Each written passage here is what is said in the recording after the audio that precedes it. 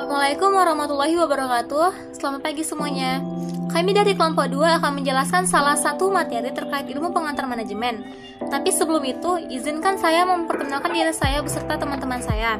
Yang pertama saya sendiri, Natasha Nakrita. Yang kedua ada Devi Aprilia. Yang ketiga ada Muhammad Reza. Yang keempat ada Putri Aryani. Dan yang kelima ada Yesaya Surganda. Sebelum masuk pada materi perkembangan ilmu manajemen, pada perkembangan peradaban manusia, ilmu dapat dibedakan menjadi 3 kelompok. Yang pertama, ilmu yang mempelajari setiap atau seluruh gejala, bentuk, serta eksistensinya. Ilmu ini berkaitan langsung dengan alam semesta beserta isinya.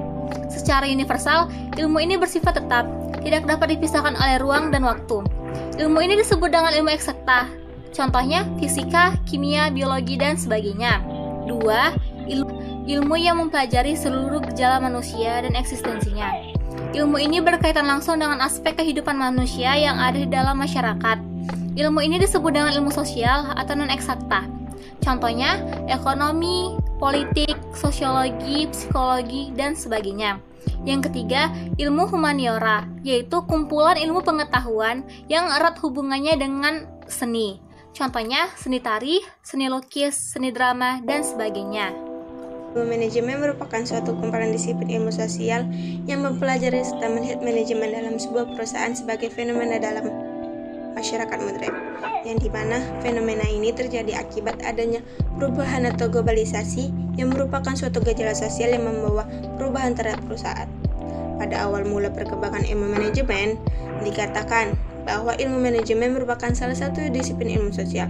Pada tahun 1886, Frederick W. Taylor melakukan percobaan dalam perusahaan yang ia pimpin, yaitu Time and Motion Study dengan teori ban berjalan. Dari sinilah lahirnya konsep teori efisiensi dan efektivitas. Kemudian pada tahun 1911, Taylor menulis buku yang berjudul The Principle of Scientific Management yang merupakan awal lahirnya ilmu manajemen.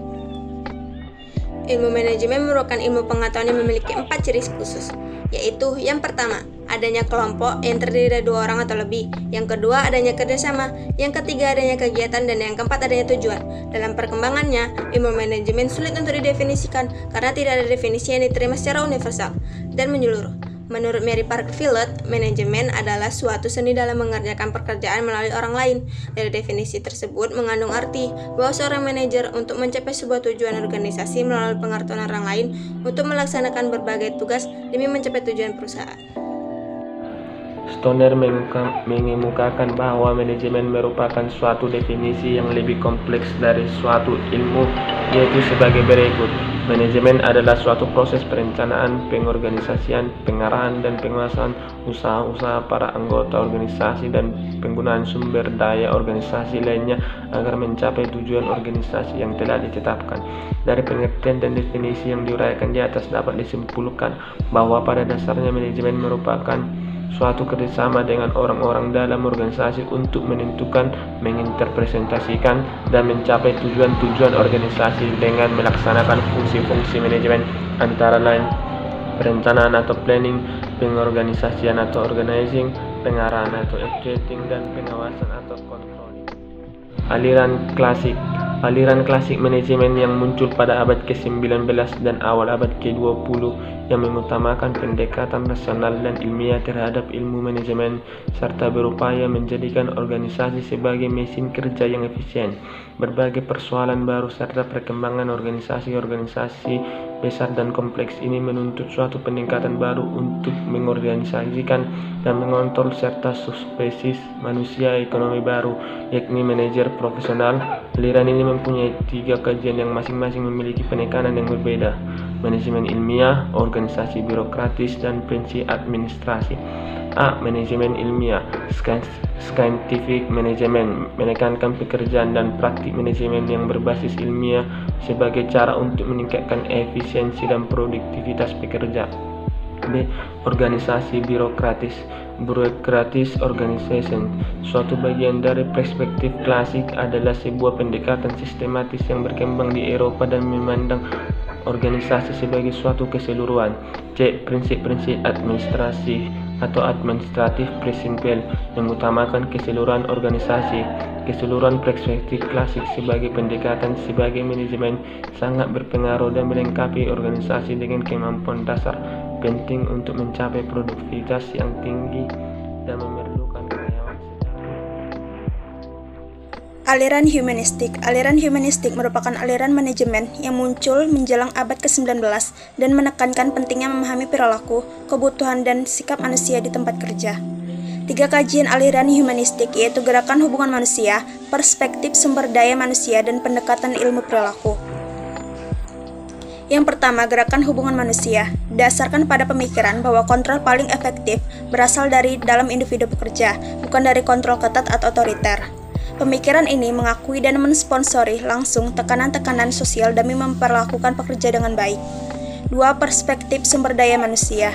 Tetap berfokus kepada partisipasi pekerja dan kepemimpinan yang bijaksana, namun penekanannya bergeser sehingga mencakup tugas harian pekerja. Menurut perspektif ini, pekerjaan harus dirancang sedemikian rupa agar tidak dipandang merendahkan, tetapi justru memungkinkan pekerja untuk sepenuhnya mengerahkan potensi mereka.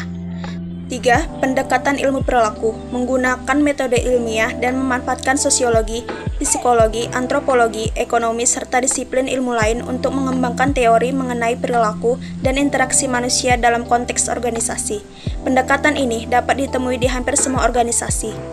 Ketika mengadakan penelitian untuk merumuskan berbagai tes standar, wawancara, dan profil karyawan yang paling cocok untuk digunakan dalam perekrutan karyawan baru. Aliran ilmu manajemen. Aliran ini digunakan pada Perang Dunia Kedua karena banyak dan rumitnya masalah yang berhubungan dengan perang global modern saat itu. Aliran ini dibedakan oleh ilmu matematika, statistik, dan teknik-teknik kuantitatif lain dalam pengambilan keputusan dan pemecahan masalah manajemen. Pada tahun 1964, seorang ahli manajemen, Peter Drucker, menulis buku berjudul Concept of the Corporation yang banyak memicu meningkatnya penelitian akademis di bidang bisnis dan manajemen. Dengan mengadopsi teknik-teknik yang dibuat untuk keperluan militer, para ahli mulai menggagas berbagai peranti matematis bagi para manajer perusahaan seperti penerapan pemrograman linear untuk mengoptimalkan operasi, kontrol proses statistik di bidang manajemen dan modal harga aset modal.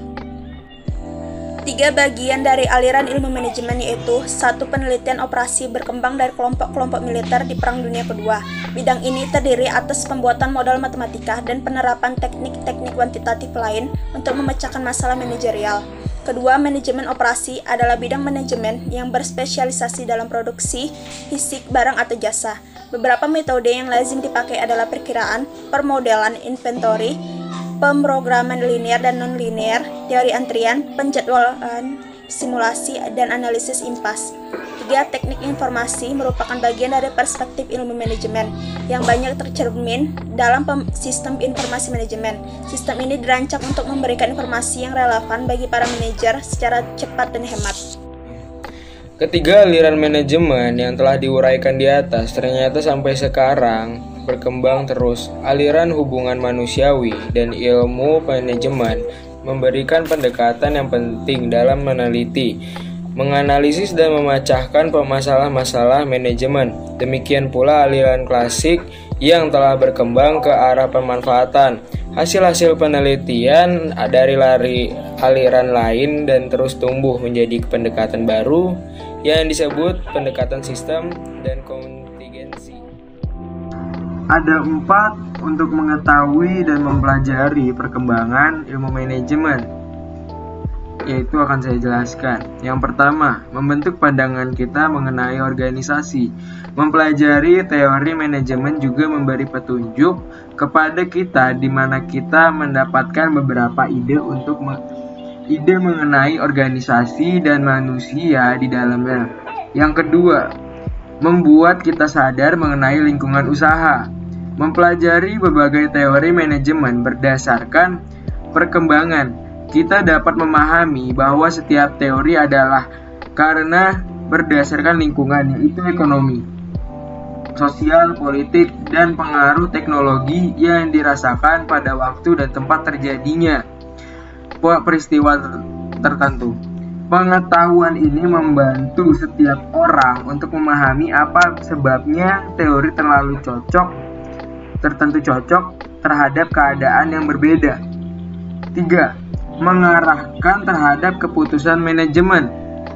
Mempelajari evolusi manajemen membantu memahami proses dasar sehingga dapat memilih suatu tindakan yang efektif. Pada hakikatnya, suatu teori merupakan asumsi-asumsi yang koheren atau logis. Untuk menjelaskan beberapa fakta yang diobservasi, teori yang absah dapat memprediksi apa yang akan terjadi pada situasi tertentu.